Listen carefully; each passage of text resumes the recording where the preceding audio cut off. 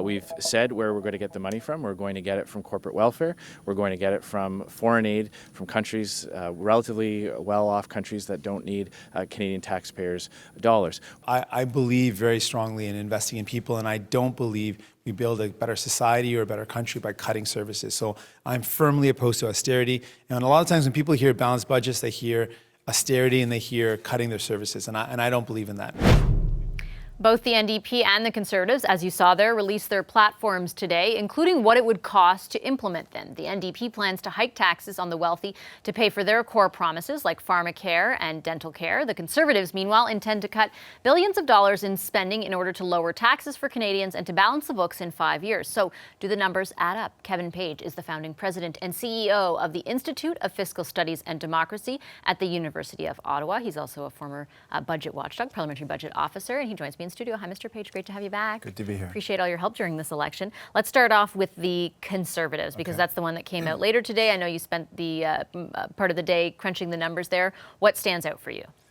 The fiscal strategy, like the sense, we've known all along that Mr. Scheer wants to get back to balance, and we weren't sure whether it's going to be 4 or 5 years. It turns out to be 5 years, and we knew that there had to be cuts, and so we were a lot of interest in how they were going to find the cuts. So today we learned a little bit more about where they're going to find the savings.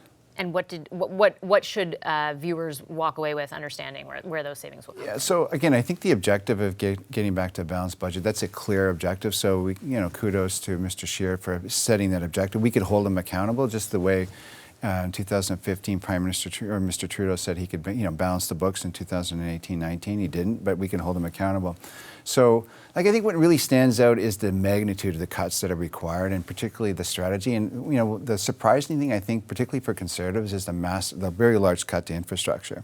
So we go to, the Liberals put a lot of money into that baseline spending over the next number of years for infrastructure, something in the neighborhood of $10 billion a year. And if you look at the Conservative plan today, they say we're going to cut that by more than half.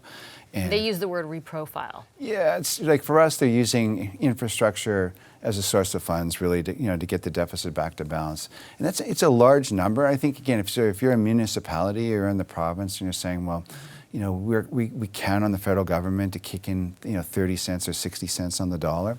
And so it's going to be a much smaller amount of money allocated for infrastructure. And that will have an impact on growth. That's what I wanted to ask, because part of the promise that the Liberals made in 2015, when they were justifying at the time what was going to be modest budget deficits, was that the money would be spent on investing in infrastructure in order to spur growth in the economy. So does the opposite did that A, happen to the degree that they said it would, and B, will it not happen now, or will it slow growth that won't be invested anymore? Well, I think the Liberals can look back and say that the economy that they inherited in 2015 was it was a flat economy. There was no growth. We're growing by about 1.5% right now, but growth definitely picked up. And some of that growth was definitely related to deficit financing, a big increase in childcare, and people went out and we spent that money. More money was put into infrastructure, but a lot of money didn't get spent on infrastructure. It got rolled forward. Mm-hmm. So it was reprofiled. It was reprofiled, and I think the Conservatives are right to criticize. So for a lot of people, when we look at these tables, almost whether it's it's the Conservatives or Liberals or NDP or Greens, Bloc, they always talk about investments. But mostly it's an increase to this tax credit, or we're going to cut your taxes, and we're investing in people. Right. So you have more money. But for some people, like public policy people, economists, investments really are infrastructure. Because if you're going to deficit financing something, infrastructure is probably the way to go. Interest rates are low. Let's move people around, goods and services around much better. That is an investment. It feels like an investment. So in this plan, in the Conservative plan, their deficit financing tax cuts, I'm going to get a tax cut starting in 2020 if they form the government. And we're going to cut infrastructure spending in the outer years relative to the baseline. So again, that part of the strategy, I think it's a little bit weak. But I applaud the government, or not the government, sorry, the Conservatives for saying, we want to get back to balance in this environment. What about the criticism politically that they're going to receive, that from the second it came out that they did from the Liberals, is that this will mean for people, regular Canadians, it will affect the services that they enjoy. Did you see anything in there that would corroborate that? Yeah, so again, if you look at where are these cuts focused, It's focused on something like it's the operations of government, which is or what we call direct program spending. And roughly like today or annually we spend about $160 billion. And it's, if you look at the growth that's applied in budget 2019 or in the PBO baseline projections, it grows by about 1% a year. It's pretty flat and it falls relative to the size of the economy. So the Conservative strategy is to go after that component and say we're going to shrink it by double-digit amount in percentage terms, take about $13 billion out of that component.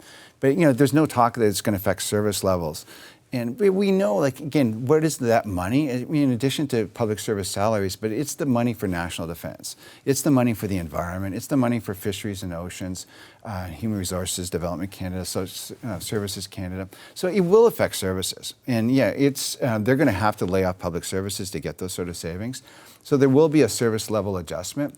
Again, it's for some point of, the Conservatives are making a case that, the deficit is a problem and they believe they need to get it under control. So, and they're prepared to make that kind of trade-off. What about the NDP? What stood out for you there? I mean, their rating overall is kind of a pass. It's a bit of a weak pass. They're, again, a bit like the Greens. The NDP are talking about a very large increase in spending and tax revenues right away next year. So again, they're talking about an increase of like $30 billion in spending or $35 billion in spending, about $30 billion in revenues. So to do that actually in 1 year, we've never done anything like that before. No. So if we go back in time, we look at these numbers, like in 2009 when we had this world recession and the governments around the world said we got to put money, we put like $15 billion worth of spending into it and we struggled to get that money out. So this would be double that amount. And again, if you look at, and the money again is going to be transferred for the most part to the provinces for pharmacare, which is good, and for dental care, which is good, and a lot more money for housing, which is good too. And it all starts to flow in their plan starting 2020. So they're going to flow tens and tens of billions of dollars. To pay for that, you have to increase corporate income taxes by 3 points. You have to introduce wealth taxes. You have to introduce luxury taxes. You have to. And what about all these closing of tax? This is what I see in every platform. We're going to close tax loopholes and tax havens and get a lot of money from that. Billions, they say. How realistic is that? Well, I think it's clear across all the platforms. I think they all committed that this is an area that they want to deal with. They want more tax enforcement. And so I think, again, if we find ourselves in minority parliament and if some government is trying to put together a budget come 2020, that they're going to get a lot of support if they say we're going to put some more money, but we're going to try to increase, improve tax integrity. And people are quite bothered by that. So it's consistent in all the platforms. They're all going after tax havens and trying to roll back these loopholes. Okay, I'm out of time. I have to leave it there. But thank you very much, Mr. Page. Great to have you back. Appreciate it. That's Kevin Page, the CEO and president of the Institute of Fiscal Studies and Democracy at the University of Ottawa. Hi, I'm Vashi Capellos, host of Power in Politics. See more of our show by subscribing to the CBC News channel or click the link for another video.